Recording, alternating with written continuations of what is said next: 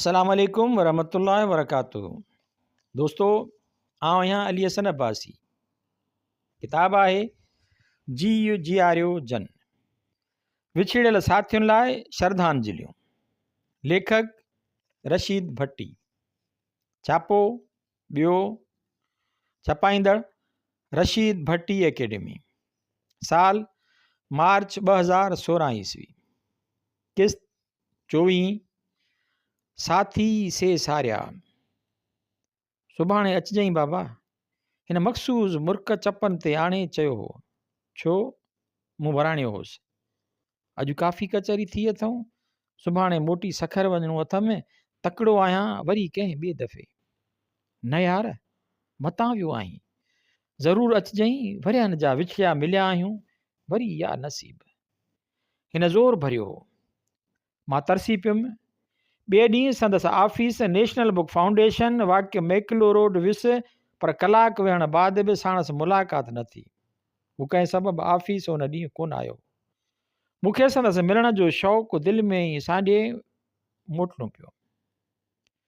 हींअर त या नसीब, मथी गुफ़्तगू असांजी आख़िरी मुलाक़ात में थी हुई। कराची टीवी स्टेशन ते कसवटी प्रोग्राम जी रिकॉर्डिंग भेरे डिसंबर में 8 सालनि खां पोइ आख़िरी दफ़ो मिलिया हुआसीं। राति जो 9 बजे मक़बूल सुभाणे मिलण जे वाइदे ऐं आस सां मोकिलायो हो, पर वरी मिलणु नसीब न थियो। तव्हांजो ख़बर पई त हीउ रफ़ीक बि फ़िराक जा फट ॾेई 21 जनवरीअ ते असां खां मोकिलाए वियो। मक़बूल न रुॻो मुंहिंजो प्यारो दोस्त हो, पर हम सफ़र ऐं सर्वेच साथी बि हो। असांजो नओं नस्ल शायदि खांसि वाक़ुफ़ु न हुजे, छो जो हू न को नाले वारो अदीब हो ऐं न नामियारो शाइर, पर संदसि अदब ऐं सकाफ़त सां प्यार ऐं प्रेम खेसि असां सां एतिरो ॻंढे छॾियो जो असांखे हुन जे अदब दोस्ती ऐं पंहिंजे अदीब हुअण जे विच में वार जहिड़ो संदो या फ़र्क़ु महसूसु न थींदो। असां हुनखे सदाईं पंहिंजो ऐं पाण मां सम्झंदा हुआसीं।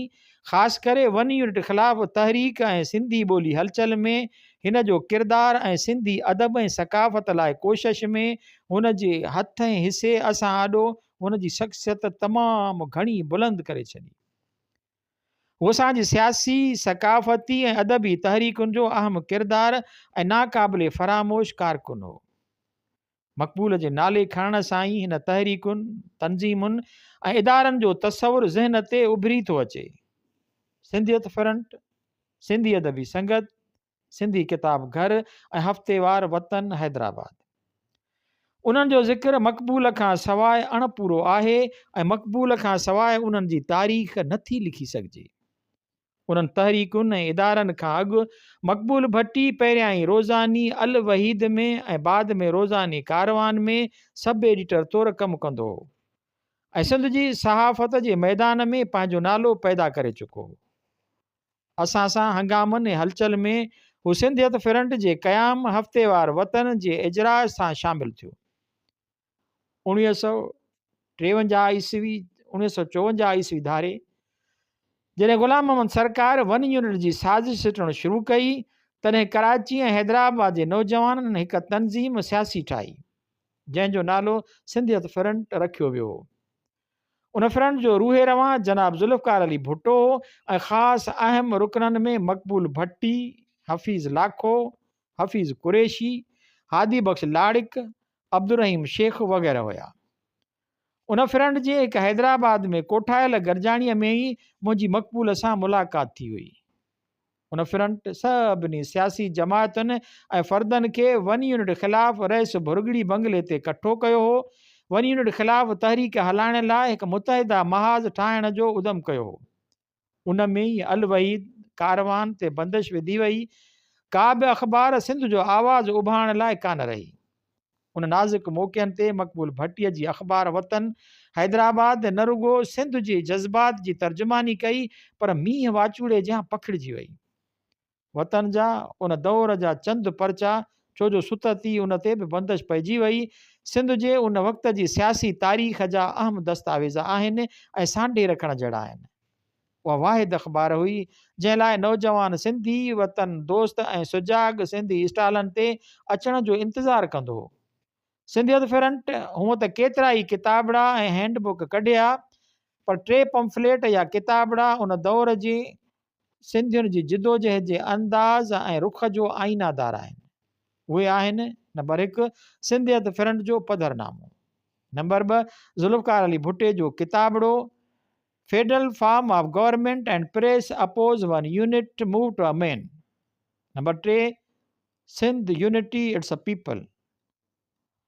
वतन अख़बार ऐं उहे किताबड़ा वन यूनिट ख़िलाफ़ संदसि ॼमण खां अॻु हलायल तहरीक जो मुकमिल दस्तावेज़ आहिनि। उहे दस्तावेज़ अहिड़ा उठ आहिनि जे तॾहिं पे रड़िया जॾहिं ॿोरा पिसबिया। उन्हनि जी तरतीब, तालीफ़ ऐं इशाअत मक़बूल धारा अणपूरी ऐं नामुकमिल आहे। हैदराबाद में विरहाङे खां पोइ अदबी माहौल ऐं फ़िज़ा पैदा करण में मक़बूल भट्टीअ जी तिलक चाड़ीअ वारे सिंधी किताब घर खे बि नथो विसारे सघिजे, जिते हींअर संदसि चाचे अब्दुल्ला ख़्वाब जो इंतिख़ाब टेलर जो बोर्ड लॻल नज़र अचे थो। उन महिल सिंध में ई किथे को अहिड़ो दुकान कोन हो जिते सिंधी किताब दस्तियाब हुजनि। मक़बूल जो किताब घर न रुगो हैदराबाद लाइ अदब दोस्तनि जी कशिश जो बाहिस थियो, पर सिंध मां दूर दूर खां सिंधी किताबनि जा शौक़ीन ऐं चाहक किताबनि जी ॻोल्हा ऐं दस्तियाबीअ लाइ हिते ईंदा हुआ। हुन न रुगो किताब घर ते सिंध में छपजंदड़ सिंधी किताब हिकु जाइ कठा कया, पर किताब घर तरफ़ां केतिरा ई नादिर ऐं अणलब किताब बि ॿीहर छपराए शाया कया। मुक़दमा लतीफ़ी, शाह जूं सूरमियूं ऐं लतीफ़ी हींअर ख़ासि क़ाबिल ज़िक्र किताब आहिनि, जे मक़बूल वरी शाया करे छपराया। सिंधी किताब घर हैदराबाद सिंधी अदीबनि जी ओताक बि हुई त गरजाणीअ जो मर्कज़ बि ऐं नियापे सने छॾण जी जाइ बि। हिन दुकान ते ई सिंधी अदबी अंजुमन जो बुनियादु पियो, जा अॻिते हली सिंधी अदबी संगत हैदराबाद थी। हिन दुकान ते ई तनवीर, मुराद अली मिर्ज़ा, आगा सलीम ऐं ॿियनि अदीबनि सां मुंहिंजी पहिरीं मुलाक़ात थी। हिन किताब घर सां ई हैदराबाद जी अदबी ज़िंदगीअ जो नाम ऐं बका बाक़ी हो। हिन किताब घर तरफ़ां ई मक़बूल भट्टीअ विरहाङे खां पोइ पहिरियों दफ़ो ॿारनि जो रिसालो ऐं नंढा किताबड़ा छपाया ऐं शाया कया। 20 सदीअ जे 50 वारे ॾहाके जे मुंड में गुलिस्तान ॿारनि जो मक़बूल ऐं मशहूरु बाक़ाइदा निकिरंदड़ माहवार रिसालो हो, जंहिंजी मक़बूलियत में मक़बूल भट्टीअ जी महिनत ऐं मुस्तक़िल मिज़ाजीअ जो वॾो दख़ल हो। अॼु गुलिस्तान बंदि थी चुको आहे, सिंधी किताब घर न रहियो आहे, पर उहे पंहिंजे वक़्त में वारो वॼाए विया, पंहिंजो लाज़मी घुरिबल किरदारु बख़ूबी अदा करे ऐं निभाए विया। उन्हनि जी इनफ़रादियत खां इनकार कोन आहे। गुलिस्तान ऐं सिंधी किताब घर जे ज़िक्र खां सवाइ सिंध में विरहाङे खां पोइ जे सिंधी अदब जी तारीख़ अणपूरी रहंदी ऐं अहिड़ीअ तरह मक़बूल जे ज़िक्र खां सवाइ बि। मक़बूल जो हिकु ॿियो न विसारण जोॻो कारनामो सिंधी ज़ुबान जी वरी बहाली ऐं तस्लीमीअ लाइ सहन जो स्क्रोल तयारु करणु आहे। हू हमेशह जा ॻाल्हि कंदो हो सा निराली ऐं न्यारी हूंदी हुई ऐं पाण में हिकु नवाण जी हामिल हूंदी हुई। अयूब शाही नई तालीमी पॉलिसीअ में सिंधी अदब जे अॻी हैसियत बि ख़तमु करे छॾी। उन पॉलिसीअ ख़िलाफ़ सिंधी अदबी संगत सिंध मां सहन वठण जी तहरीक शुरू कई।